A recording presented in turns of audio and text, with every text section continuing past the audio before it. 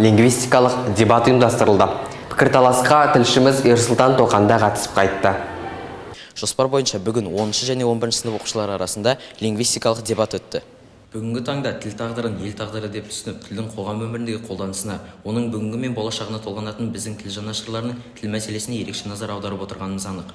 Тілді тіл ғылымы мен әдебиеттің нысан етумен ғана шектелмей, бүкіл қазақ елінің ұлттық сұранысы мен мемлекеттік мәртебесіне айналдыру қашанда өзекті мәселе.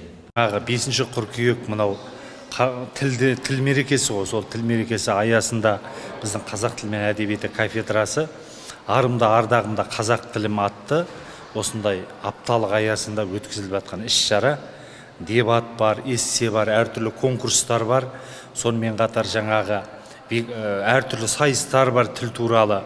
Балаларға ұлттық, ұлтжандылық, патриоттық тақырыпта жаңағы сезімдерін ұялату мақсатында көптеген жұмыс жасап жатырмыз.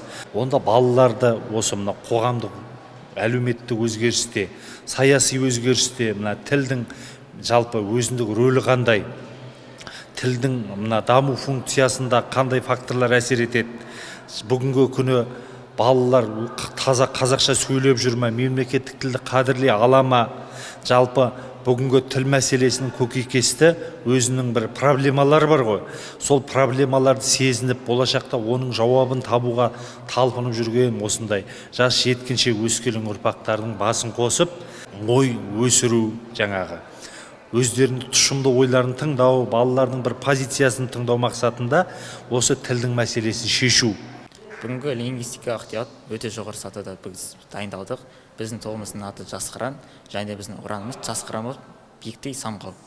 Бұл дебатта біз әрқашанда бірінші орын алуға кеңістікпен жетеміз деген ойдамыз. Және әрқашанда Жас қыран тобы биіктікте самғайды. Тілімізді дамытуға үлкен үлесімізді қосу керекпіз. Бұл тілді, қазақ тілімізді, ана тілімізді халықаралық тілге орнатып, Біріккен ұлттар ұйымының 7-ші ресми тіліне қосу керекпіз. Алдағы уақытта енді қазір білмейміз, алдағы уақытта бір тіл клубын ашу ойымызда бар. Тілді құрметтеу бізге парыз, ал мұндай іс-шаралар оған деген махаббатымызды арттыра түсері анық. Ерсұлтан Тоқан, Абдрахман Қайрат, Ұрпақ үні медиа, апта 170.